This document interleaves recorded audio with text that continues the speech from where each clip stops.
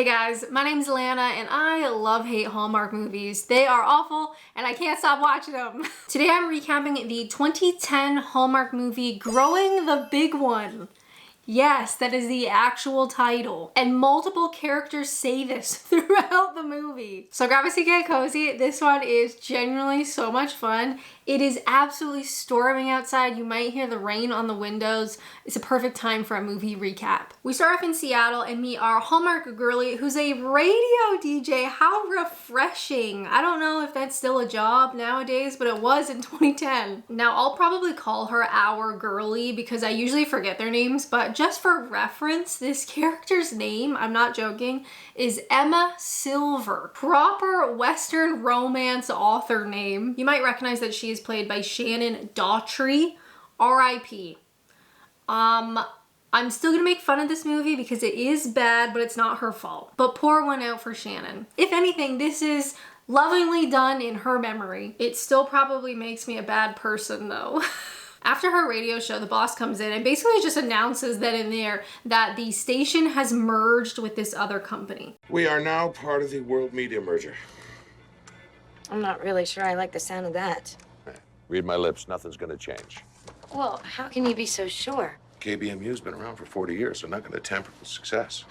I uprooted my life in New York to move here for this job. I know. I invested my savings in a condo. Understood. I joined a gym. I have a dentist. I have a hairdresser. I have a nail salon that actually understands my cuticles. Are you done? And I have a 3-year ironclad contract. Emma, what part of nothing's gonna change did you miss? She gets a call immediately afterwards and looks sad and you're like, oh my God, is it the merger? No, grandpa died. Which, to be honest, she's like 40. To still have a grandpa at 40 is like kind of incredible. She tells the boss that she needs to go to his farm out in the country and like put his affairs in order or whatever. So she jumps in her very stylish but also dated looking convertible. I don't know what it is about this car. And she drives to, guess. You're not gonna guess the name of the town. Valleyville. Yes! As she's driving to the grandpa's farm, she's driving through the town. We see this sign about the upcoming pumpkin like contest, but the date on it is May 10th. Why? Surely growing pumpkins is an autumn situation. She stops off at the local cafe / general store, and now I don't know if it was my copy of the movie, but the color grading throughout this thing is weird. But you can really see it here at these shots at the cafe where everything is like a reddy yellow color. I think I have the wrong address. I'm looking for a law office. Oh, well. You must be Emma. Hi. My condolences. I'm Bobby Ellis. I called you. I thought you said that you were an attorney. Oh, I sure am. But a man has to have a lot of irons in the fire. If you want to follow me, my office is out back. Is it normal to sell bags of manure inside a cafe where people are actively eating? Small town USA, give me a call. Excuse the pun, but it's here that we get an exposition dump from the local townspeople. So that's Walt's granddaughter. You out of your mind? Walt's granddaughter used to come up here every summer. She had short hair and freckles. Yeah, when she was 12, maybe. 12, wasn't that about time you learned to read? Don't make me hurt you, Hank. It's funny, we've lived here 15 years. Never laid eyes on her, have we, Jeff? Yeah, she stopped coming by after the accident. What accident? Her folks, real good people. No, not good people. They were great people. Yeah, Emma was away at college, and they were coming in from the city for Walt and Eleanor's anniversary. No. It was Thanksgiving. Their anniversary's in the summer. Whatever. Anywhere there was a storm, and their car missed a curve. It was real tragic. In Bobby's manure-filled office, he pulls out Grandpa's files and actually says, like, when Grandpa got sick, he already sorted out all his affairs. I didn't even know that Gramps was ill. For the last 6 months, yeah. If he had told me, I would have been here. Emma, you were very precious to Walt. He bragged about you all the time. About your radio show and all your success. He even showed me albums of the trips you took together. Bobby, I really appreciate you telling me this, but still. Well, you know what they say. Nothing drags heavier than a big old sack of regret. What? Who says that? Do people say that? Bobby says that Grandpa specified he wanted a small funeral and then he wanted a big lunch back at the family farm, of which our girl doesn't even need to cook because apparently all of the bored old ladies in town are cooking already. Great. We also learned that our girl is the last of kin, so she gets his entire farm. And that's not all. And there's something else for you, too. It is. This is for you, too.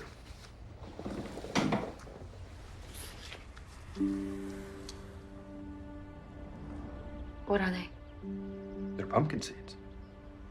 Walt's pumpkin seeds. Why would he leave me these? Well, maybe he wanted you to enter the pumpkin growing contest. Literally, what is with this man's lines? First it was the bag of regret, and now this? Did Grandpa really care about her growing the biggest pumpkin at the upcoming pumpkin contest? Or perhaps he was more worried about his own growing cancer. And finally, she gets a note from Grandpa, which we hear in a voiceover, but honestly, it's boring and largely pointless, so I won't bother you with it. The only thing of note here is that he says he wants our girl to find someone to buy the farm that will keep it as a farm. He doesn't want it bulldozed. We see the old boys drive past Emma's farm and they go to the neighbor and there's literally shit everywhere on his lawn. If this was my neighbor, I would lose my mind. Seth, the next door neighbor, is the community fixer. He repairs things for everybody in town, but he mentions that he's worried because a new corporate business repair place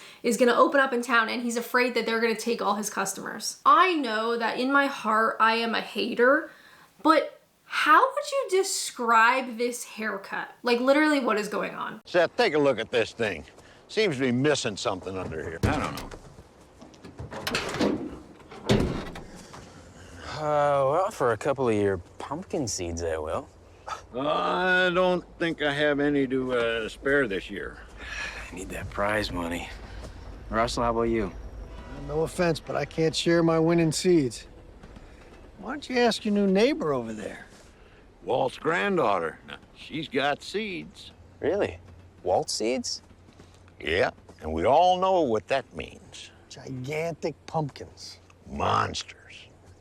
Might have to check that out. Oh my God, are we going to get a secondary plot? What have we done to deserve this? In the night, our girl Emma hears someone's trying to break in. Honestly, my biggest fear, being alone in the country and a home invasion. She runs to her purse to get her cell phone to call 911, but she does it with her back to the room and her back to the front door. That would terrify me, no thanks.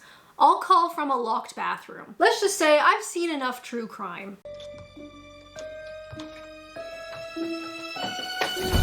Stay where you are, I have mace. And I have WD-40. Okay. Who are you and what are you doing? I'm fixing the lock, and I'm your neighbor. I'm gonna stand up now, nice and slow. Okay? I'm Seth Cullen. I live next door. The junkyard? Yeah. Home sweet home. Hi. Emma Silver. So, do you always break into people's houses? Well, do you always threaten to mace your visitors? I'll have you know that this is a very sensible precaution for a woman who lives alone. Oh. Well, maybe you haven't noticed, but these aren't exactly the mean streets. Okay, you could have knocked. I did knock. You didn't answer. And that lock's been jammed for weeks. And I fix things, you know? It's what I do. I literally don't care about this man. It's weird behavior and now you're being a dick about it. All right. Well, I'll just get my purse then. How much? For what? The lock. Oh, no, nothing. Nothing. I'm just trying to be neighborly. I think I've seen this movie. He doesn't want money, but he does want payment. The police show up in record time out in the country, were they literally just down the road or something? But Seth mentions here that he used to be best friends with dead grandpa, but he does agree to fuck off back to his house. The next day we've got dead grandpa's funeral and the entire town has shown up in their best jeans. We do get an interaction with one of the women who helped cook the big meal that I absolutely loved.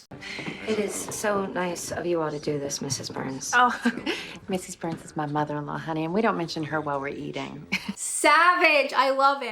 Good to see you made it through the night. Ugh, that is such an ick. I hate this man already. Do you have enough food? Because there's a feed bag by the barn. Well, I'll keep that in mind when I go back for seconds. Did I mention that I do auto repairs? Because that little BMW of yours could probably use a tweak. German cars always overtuned. For free, of course, absolutely. Why do I get the feeling that you want something from me? Well, as a matter of fact. Seth bothering you? He has a habit of doing that. Lawyer/manure man Bobby thankfully interrupts this interaction, and she pulls him aside to talk to him more about Grandpa's will. Grandfather was in debt. Serious debt. Okay, that's impossible. Gramps was as sensible as they come about money. True. And at the time, it seemed sensible to take out a small mortgage on the farm when things got tough. And when they got tougher, he took out a second, and then your grandma got sick. And he just always thought he'd catch up. How much? $75,000. $75,000. I need to get back to Seattle. Okay, how much time do I have to come up with the money? The notes come due in November, and then if it isn't dealt with by the end of the year, the bank will foreclose. I can take the equity out of my condo, but that still won't even come close. Who is the bank manager around here? Kyle Finster. He's also the mayor. Perfect. I will talk to him first thing tomorrow. Oh, you can see him right now. He's out on the front porch stuffing his face. You don't sound too fond of him. Let's just say that Finster never dipped his toes in the milk of human kindness. What? Is there a gas leak here? Or maybe Bobby's just been around manure fumes for so long that he is literally insane. Outside, Emma tries to reason with the mayor/bank teller. Of course the evil man is the mayor/bank teller. She tries to reason with him and say, like, please give me more time to get this money together. I can do it, I just need more time. And the mayor/evil bank manager man is basically like, I've already found a buyer for the farm. And he kind of hints that they'll bulldoze the farm and build condos. Is affordable housing so bad? Hallmark hates condos. This is not the first time where the central location, there's a threat to bulldoze it and build condos. Condos specifically. In the Hallmark Cinematic Universe, condos are evil. So here's our plot. Our girl has until the end of the year to raise enough money to save the farm. Okay. Totally reasonable plot. I'm gonna be honest. I wonder how they'll solve it. After everyone leaves, Emma turns the radio on, like in her house, and she hears this like young chick girlie hosting a new show on Emma's radio station. But then the boss calls. Check it out. It's the first day of my new show, and we are gonna have an amazing time. Hello? Emma, remember I told you how nothing's gonna change? Ahead, my show. As I've just been fired, I think I may have been misinformed. Wait, what? How? I don't understand. I think you'll find your answers from the new station manager. You'll find her in my former office. Great working with you, Emma. Come on, Best of people. luck. Black is so yesterday. Let's talk about pink. You cannot not love pink. Pink is like the best color in the world. Think about it, okay? You've got to be kidding me. Savannah loves you. Suddenly, I remember why I don't listen to the radio. Back in Seattle, Emma confronts the new station manager, boss lady, and the new young girlie who's essentially taking over the station. The boss explains that the new vision for the station as a whole is youth. And even though our girl Emma's, her show was really popular, it was mainly popular with old people, which is bad. Since Emma is in that ironclad contract, remember, with the station, they can't fire her, but they're relocating her to a different show, an old show that everybody hates, about gardening. Pause. If the goal is to get more young people to listen to the station, like as a whole, why would you resurrect a dead show about gardening? Emma pushes back and says, no, I don't want to do this. I don't know anything about gardening, but she lets it slip that she just inherited a farm. And so of course the manager is like, oh my God, that's perfect. We'll broadcast this old shitty radio show about gardening from her new farm. But with a twist. They're gonna install webcams. So our girlie just became a webcam farm girl. Okay, you're putting a webcam in the house? Nobody said anything about inside the house. Take it up with management. Okay, where are the others? Well, there's one right there, one up there, and another one over there, and we've got 3 outside. Now, they're all placed and activated to pick up anything you do within 100 yards. So anybody with a computer can just tune in and watch? Kind of creepy, huh? Extremely.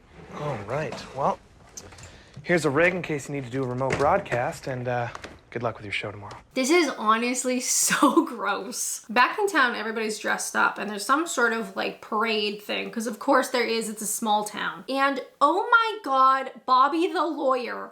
Well, hello. Hey, Bobby. So what's going on? This is the pumpkin parade. Be well, Emma. God forbid if there was ever a town shooting spree, I think we know who the culprit would be. Manure Man. Been sampling too much of his own product. It's here she runs into annoying neighbor Seth, who says, I want to buy some of your grandpa's famous pumpkin seeds because I need to grow the biggest one, win the contest, and use the prize money to save his business. But she's so overwhelmed with everything. She tries to Irish goodbye, but they catch her. I love how the entire town has turned out. All 25 of them. Any of you think you can grow a big pumpkin this year? A big, orange, monstrous gourd. A pumpkin so big that when people see it, they will hide their children and scream for their mamas. What is going on? I feel like I am crashing out. How many of you really speak pumpkin? I do. The Pumpkin Man talks about how great the dead grandfather was and how everybody loved him and he was such a good farmer, etc., etc. But it's here that we learn the winner of the heaviest pumpkin, the prize winnings, is $25,000 plus the Pumpkin Man is going to double that to $50,000 if the pumpkin is heavier than the world record. Where is this money coming from? And then of course we watch the pumpkin drop. 10, 9, 8, 7, 6, 5, 4, 3, 2, 1.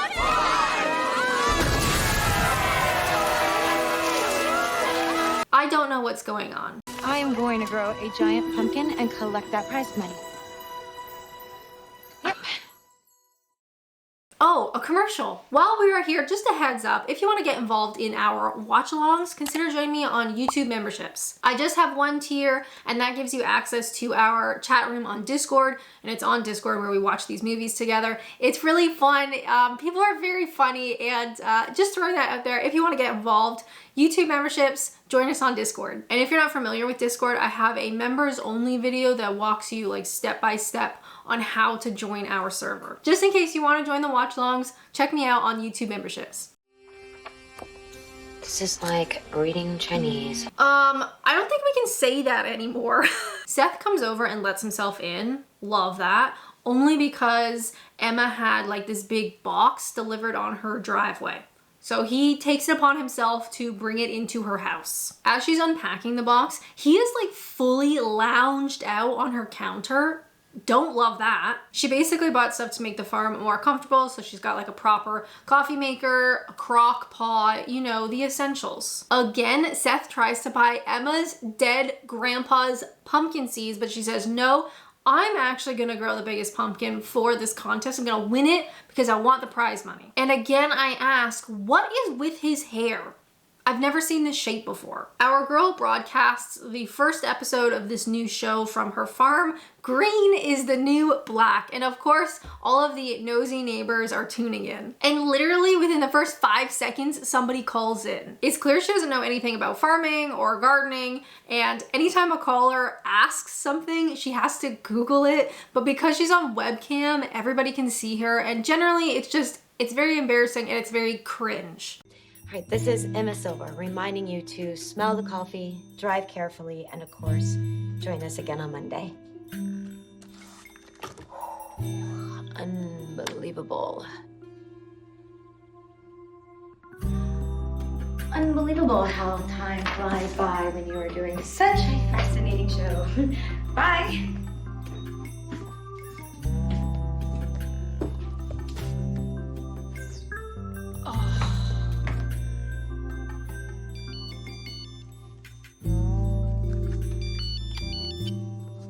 Hello? Well, that was a disaster to rival the sinking of the Titanic. Hey, I'm not the one who forced me to do this stupid show. Are you gonna quit? Not in this lifetime. Well, then the only other option you have is to get better, fast. I'll be listening on Monday.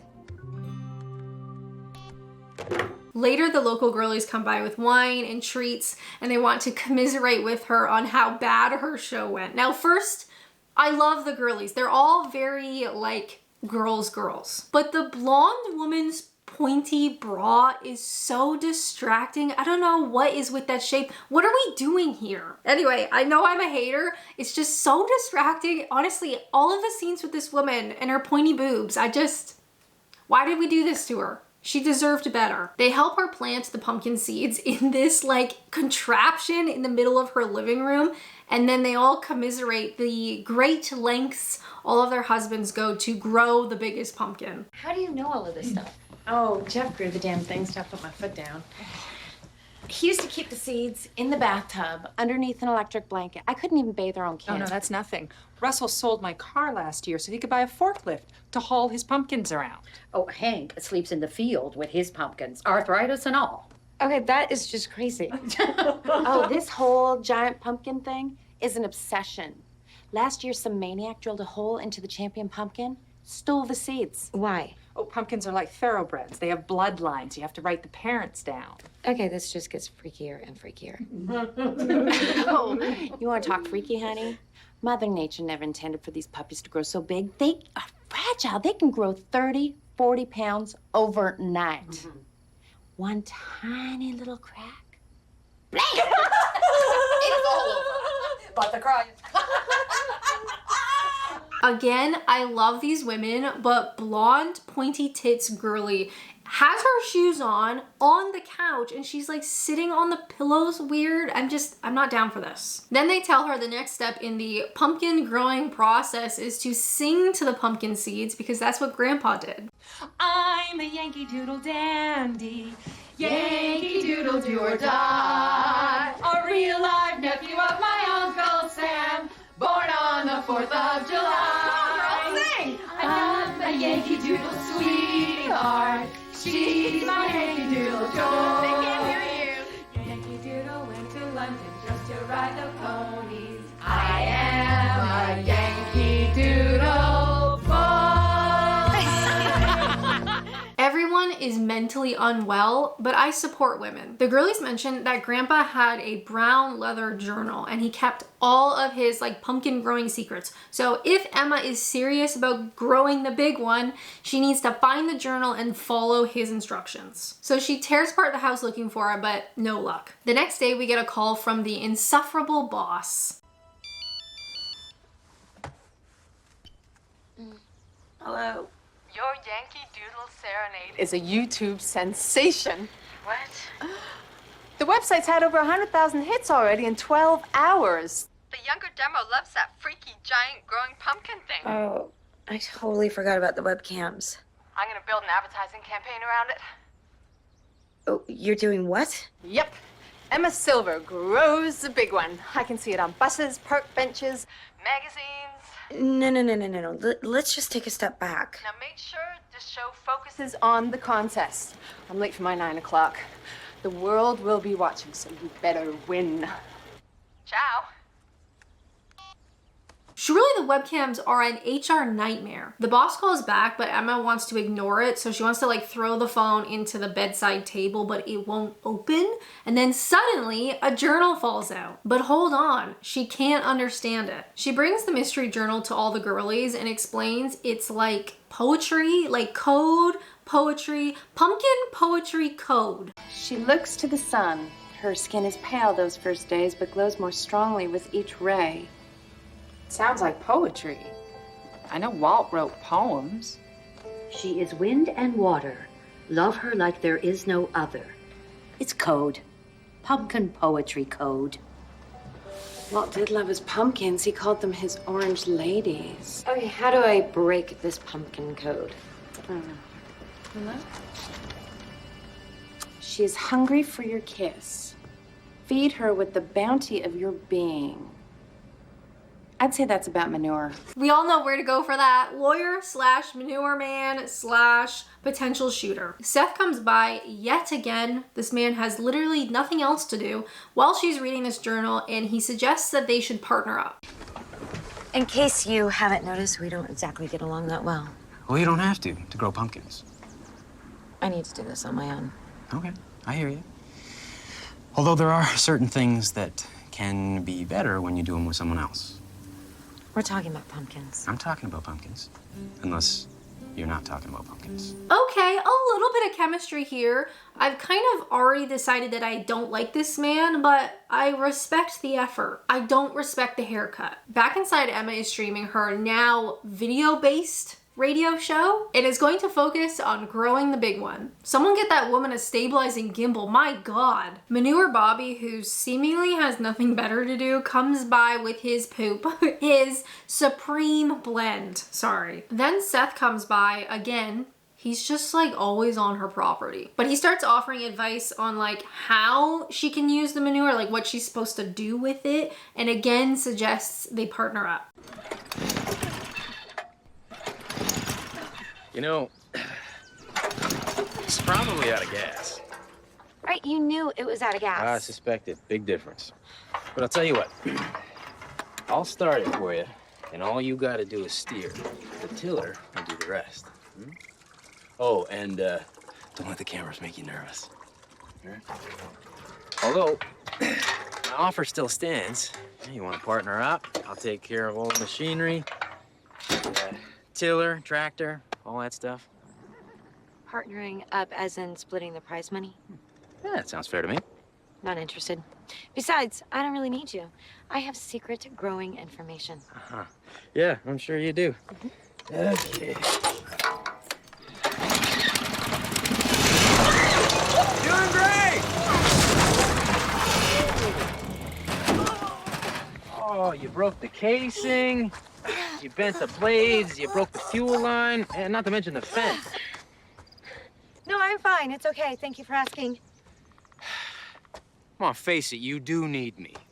So we're gonna partner up or what? Ugh, over my dead body.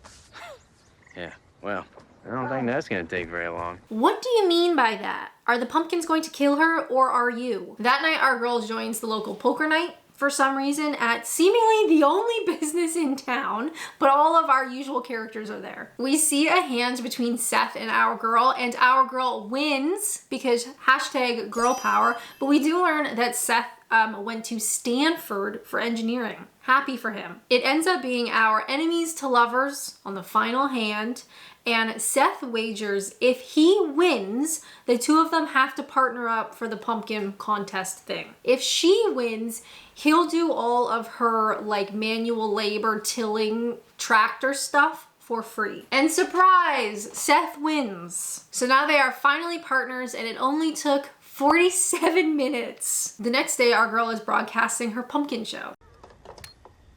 Caller 1, do you have a pumpkin question for me? No, I have one for your partner, though. Seth? You know what? I'm sorry, but he's not available. I can see him right behind you. This is really important. Seth? Hmm? Someone needs to talk to you. Cool. All right. Just put these on, huh? Mm-hmm. Hello.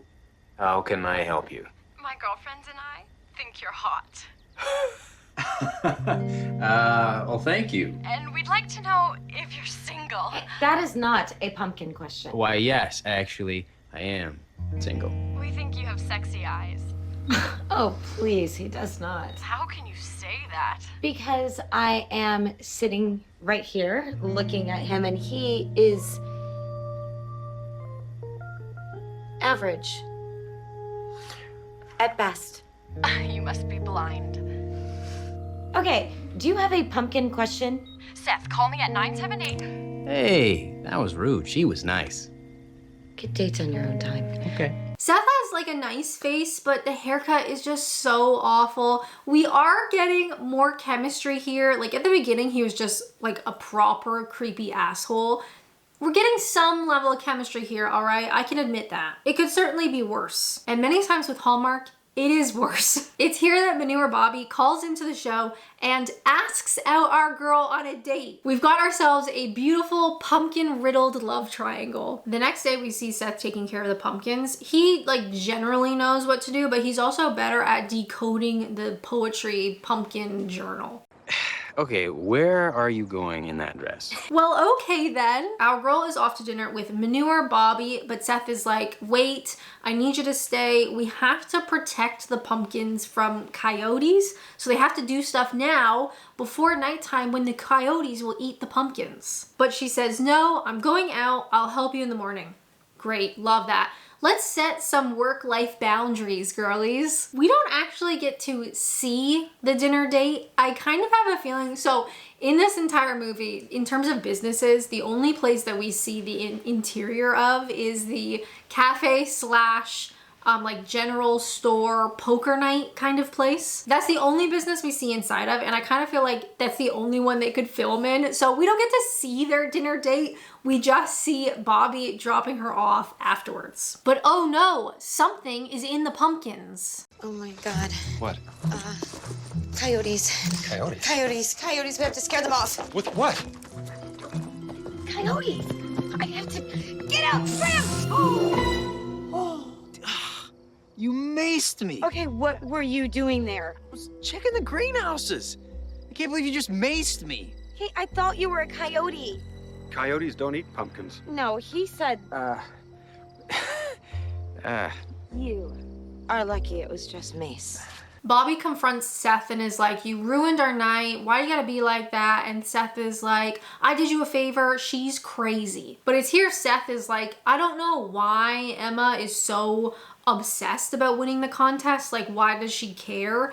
And Manure Man Bobby is like, you didn't hear it from me, but the farm is in total debt. Also, I love that his eyes aren't watering, his face isn't red. Y'all have never seen actual Mace before, have you? The next morning, Seth catches her at the front door, and I just gotta say, A+ sweater. I love this sweater. Where can I get one? She gives him an apology note that she was about to leave at his house, basically apologizing for macing him. And he also apologizes for lying about the coyotes. Wow, we've got emotional intelligence in a Hallmark movie? You wanted to ruin my date with Bobby. Why? You wouldn't understand. Try me. Okay, I was trying to keep Bobby from getting hurt. You thought I would hurt him? No. I would. Okay, you know what? I'm okay with this crazy man. Although he does need a better haircut, it's literally 2010. There's no excuse. Later, our girl and Seth are trying to decipher more of the pumpkin poetry code, and the fucking pumpkin man drives up in his pumpkin mobile, obviously. For some reason, he's there to check on the pumpkins. No, he's not. He's there to pad this movie out. But he is shocked at how small they are and is like, oh my God, like, what are you doing? They should not be this size. They should be way bigger. And says like, I can't give advice, but they need more fertilizer. Next, our girl is hosting her webcam gardening radio show. And we see Seth has built this like fertilizer contraption. Remember, he's an engineering grad from Stanford. We love a callback. But he says to her, you can't use Bobby's fertilizer in this contraption for some reason. You have to use raw manure. And he points her to a horse farm down the road. Once again, we don't get to see her. We don't see the horses, all right? We don't see the horses. We don't see a horse farm. We see nothing. Because the next shot, she's dirty and the machine is working. So I guess it all worked out in the end. You done good. Really? I'm so pleased. I mean, I would hate to have messed up collecting horse poop. Oh, come on. You want to win, right? No, I want to go home. All right, to the city, where they have movies and concerts and lattes and where it actually smells good. Drama queen!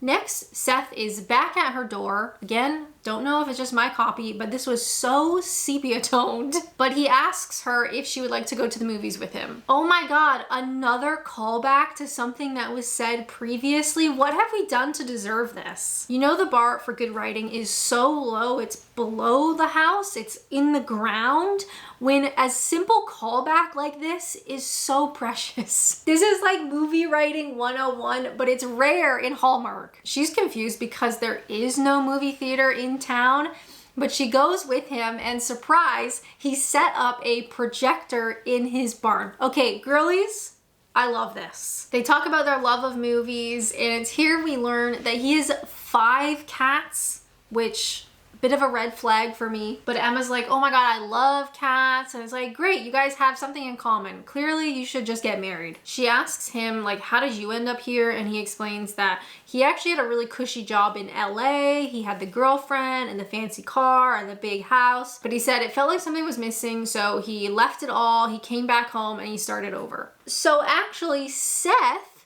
is our Hallmark girlie. He was a big city guy, and he left the big city for a small town. We also learn here, while we're bringing up past trauma, that Emma had a boyfriend in New York, and when she moved to Seattle for this new job, it was like a really big opportunity. They broke up. And she talks about how like more than anything, she just loves talking to people. She had this little like radio show when she was a kid. It's all actually very sweet.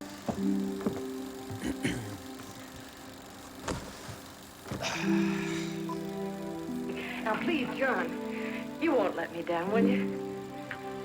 What is it good luck too? John, when you read that speech, please believe every word of it. He turned out to be a wonderful person, John.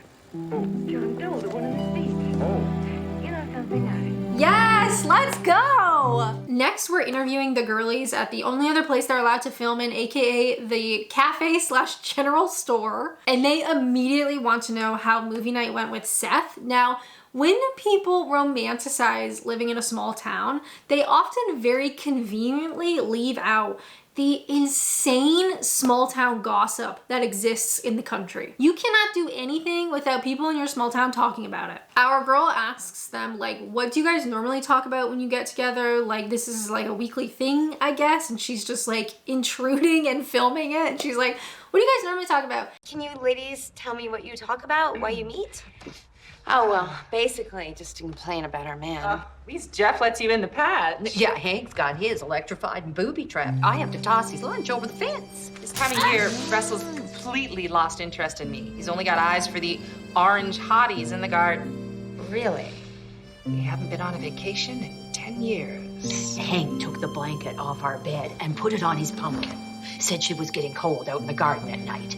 Imagine if you were a single guy and you came to this small town and showed these women the smallest amount of attention, you would clean house. After the gossip/bitch session that was very publicly on the radio, Seth comes over and basically says like, we've been invited to do a stealth run with some of the other farmers. They basically spy on one of the other pumpkins, and so he says they're gonna do a stealth run on the mayor's pumpkin because apparently it's way bigger than everybody else. We see them together outside the mayor's house and the old boys are in camo. I love it. But it's literally the middle of the afternoon. Is this not a nighttime activity? So in the glaring light of day, they sneak through a hole in his fence and they're trying to avoid this man's fucking security cameras. I don't know how crawling through the open dirt is going to avoid these cameras in the middle of the day, but what do I know?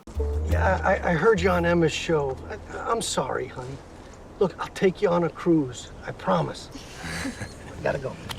Okay, I know what I've said so far, but honestly, girlies, this is a good one. When you've watched hundreds of Hallmark movies, they're all bad, right? This is not cinema. This is not peak art, like whatever. This is a bad movie. However, when you look at the Hallmark catalog as a whole, this is one of the good ones. They find his absolutely giant pumpkin and they're like looking around his farm and in the barn and stuff, and they don't find anything other than some of Bobby's manure, because of course he gets around, and a nice motorcycle. That's it. They learn nothing from this excursion. The old boy who is supposed to be the lookout in his truck, literally right outside the mayor's front door, falls asleep, and the mayor comes home. In the backyard, Emma follows a cat for some reason. I don't know if this is a callback to like she likes cats, but boom, she gets sprayed by a skunk. They're screaming and running through the mayor's property where he can fully see them. They run to the front yard and the old boys drive off without them. While the cops arrive, genuinely so rude. The mayor wants both of them arrested, but the cop says he'll only take Seth because Emma smells too bad. At home in her tomato bath, she gets a call from the annoying boss, but we don't get to hear it. And the next day, she's waiting at Seth's property. He gets dropped off after spending a night in jail. It's here she explains the gardening show is number 2.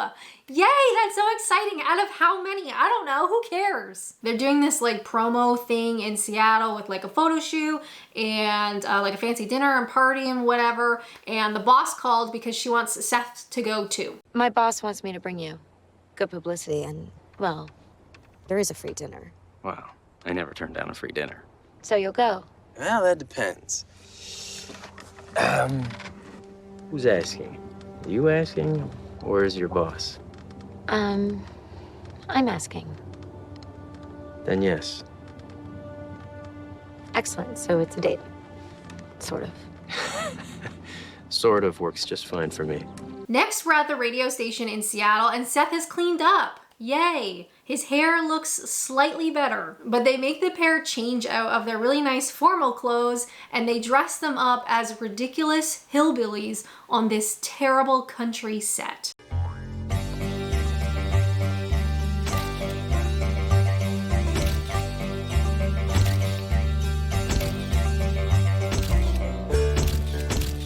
Respectfully, this photographer should be fired. A 14-year-old kid with an iPhone could do better. And to finish off, our girl films a little promo ad. When I left Seattle for a life on the farm, I thought that I would die without my lattes, the bright lights, and the heartbeat of the city.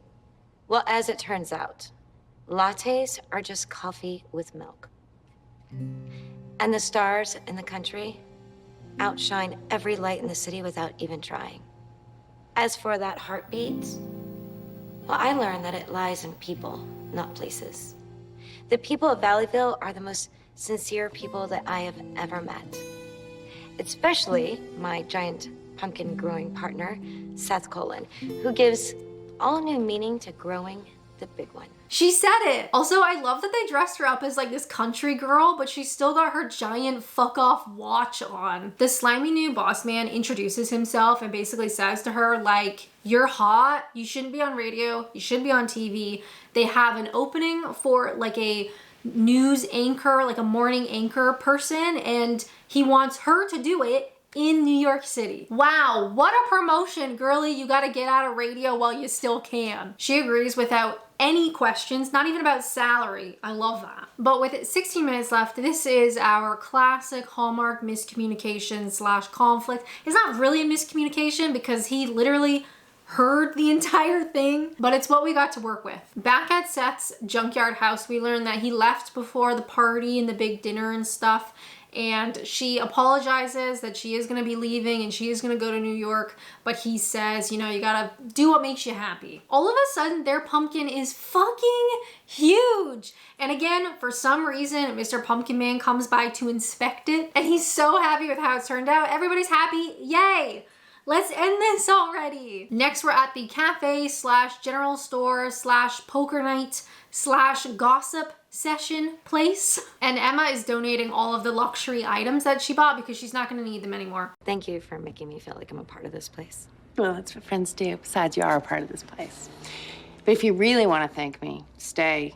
Last thing I need is Seth moping around here when he could be fixing my refrigerator for free. Well, we talked. He understands. You know, I had to choose between a job and a man once. I chose Jeff. Never regretted it. Of course, the job was at Dairy Queen. So it's literally nothing like her situation at all.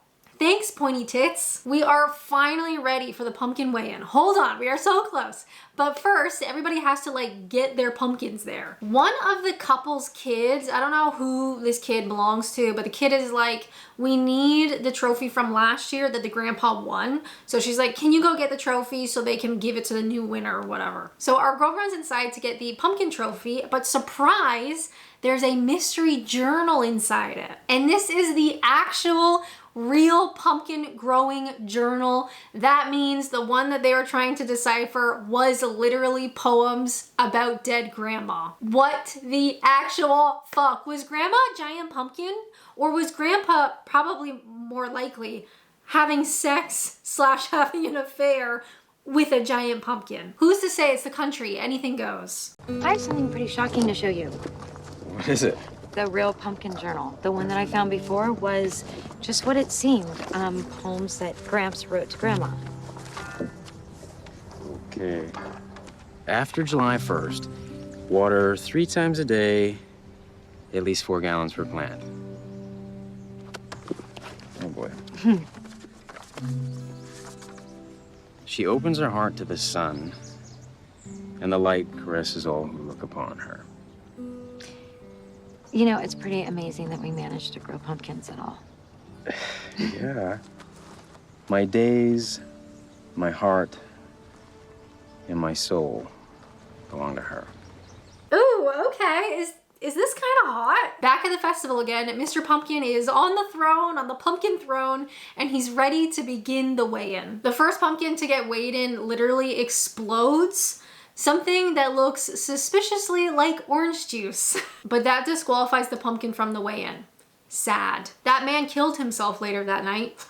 Suicide's not funny. Next we get the other old boy, and his pumpkin grew sideways for some reason. It's absolutely massive, but it is just slightly below the world record. Next we have the mayor, boo! And his giant pumpkin is even heavier. Boo! Finally, it's our turn and the suspense is killing me, but pause. This entire potentially $50,000 prize contest thing, and there's only 4 contestants. That is an amazing pumpkin!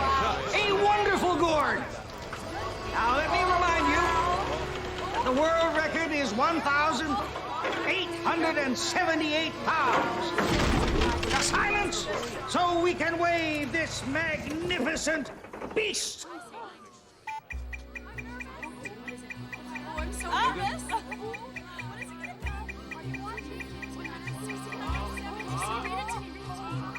76. 77. 78. 79. 1,880 pounds.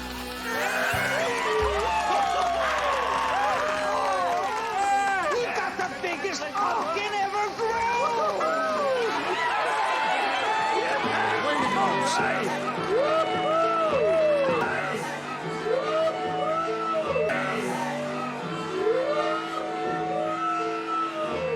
Yay! They not only won, but they beat the world record for the heaviest pumpkin. Who saw that coming? Next, we get a very bored looking pageant queen handing over the prize money to the winners. And of course, because it was over the world record, Mr. Pumpkin Man doubles it to $50K. Again, I would love to know where this money came from. Emma gives a little speech and is like, thank you, I'm leaving now, have a nice life, basically. But because Seth is wonderful and I was wrong about him earlier, okay, I can admit it. The haircut, I don't take back the haircut. The haircut is awful. But he's pretty good. He says instead of splitting the prize money, she should keep the $50K so she can pay off the debt on the farm. And she says, gee, thanks. No hesitation. She then leaves for her awaiting limo. We know that they are at least 3 hours outside of Seattle. So is that limousine on those dirt country roads going to drive her the 3 hours to the airport? It's a bad use of funds. Seth watches her drive off, but wait. Wait!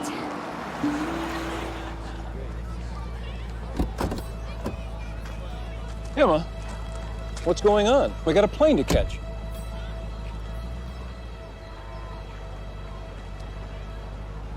I've changed my mind.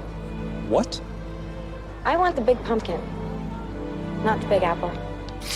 Ah, what a line! They hug and it turns into a 6 months later update and we see that Seth got his own shop. Yay! Where did they get the money for that? It doesn't matter. Then we cut to them doing their radio/webcam show in the cafe and just like pause. In all likelihood, this is the only cafe, general store / lawyer's office and they shut it down every time they want to do this like radio show. I would be so pissed. Caller 2. Just wondering if you two are gonna team up again this year. Well, actually, that is a very good question. And one actually that I would like to answer, if I may.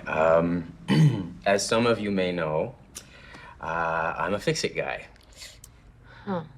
I said I like to think of myself as a fix-it guy. But there's one thing that I've been working on for a while that still isn't quite right. And then suddenly I realized what was missing.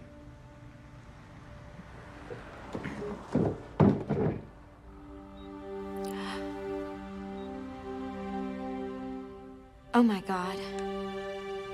Oh my God, what? How? And this. Oh, okay. Emma Silver, will you marry me? Come on, girl, don't keep us waiting. Yes, I'll marry you. I don't know about you, but that felt so awkward. Like, there was chemistry before, but something about this take, I don't know why they couldn't do another take. This take felt so gross.